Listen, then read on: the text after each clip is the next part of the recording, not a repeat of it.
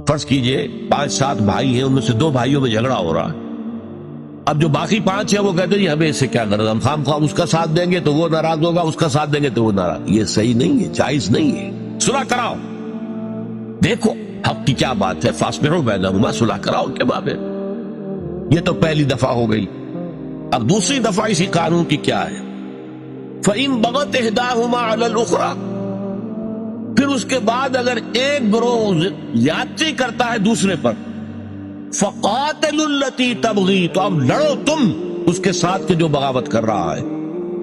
یعنی صلح کرا دی گئی، معاملات طے ہو گئے، کوئی شرائط طے ہو گئی، ایک گروہ اس کے باوجود جو ہے اڑا ہوا ہے اور اکڑا ہوا ہے اور جو ہے وہ صلح کے سامنے جھکنے کو تیار نہیں ہے، یا صلح کرنے کے بعد پھر وہ غلط اقدام کرتا ہے.